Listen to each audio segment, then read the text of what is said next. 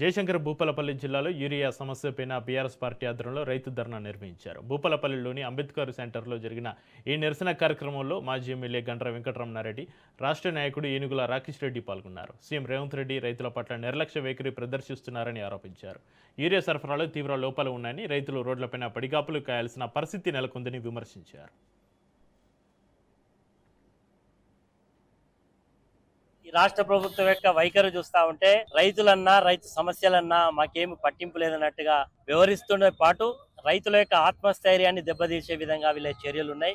నిన్న ముఖ్యమంత్రి అంటాడు మేము అటు కొనం, కేంద్ర ప్రభుత్వం ఉన్న కాడికే మేము కొంటాం అంటున్నాడు. ఇద్దరు కలిసి డ్రామా చేస్తున్నారు. రైతుల పట్ల నిర్లక్ష్యంగా వ్యవహరిస్తా ఉన్నారు. ఒక పక్క కాంప్లెక్స్ ఎరువుల ధరలు పెంచిళ్ళు, మరి ఒక పక్క యూరియా ఇవ్వకుండా యాప్ల పేరు మీద కాలయాపన చేస్తున్నారు. మరొక పక్క మరి రైతు బంధు డబ్బులు ఇవ్వకుండా తప్పించుకొని తిరుగుతా ఉన్నది ప్రభుత్వం. తక్షణమే రైతు బంధు డబ్బులు ఇవ్వాలని, రైతులకు కావాల్సిన యూరియాను ఎలాంటి యాప్లు లేకుండా ఇవ్వాలని, వడ్లను కొనుగోలు విషయంలో రైతుల యొక్క మనోధైర్యం దెబ్బతినకుండా వ్యవహరించాలని, రైతుల యొక్క సమస్యలను పరిష్కరించాలని, రైతులకు మేలైన కరెంట్ ఇవ్వాలని ఇప్పటికే వాతావరణ శాఖ హెచ్చరిక చేస్తూ ఉన్నది. ఎలినో యొక్క ప్రభావం వల్ల వర్షాభావ పరిస్థితులు తక్కువ ఉంటాయి, వర్షాలు తక్కువ నమోదైతే.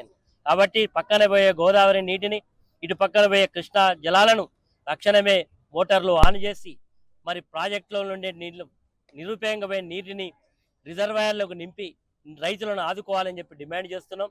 రాజకీయ వేదికకు కాళేశ్వరం ప్రాజెక్టును వాడుకోవద్దని, కాళేశ్వరం నీటిని పంట పొలాలకు మళ్లించాలని, దేవాలయ పథకం ద్వారా ఉమ్మడి వరంగల్ జిల్లాకు, మెదక్ జిల్లాకు, నల్లగొండ జిల్లాకు నీళ్లు తక్షణమే పంపింగ్ చేయాలని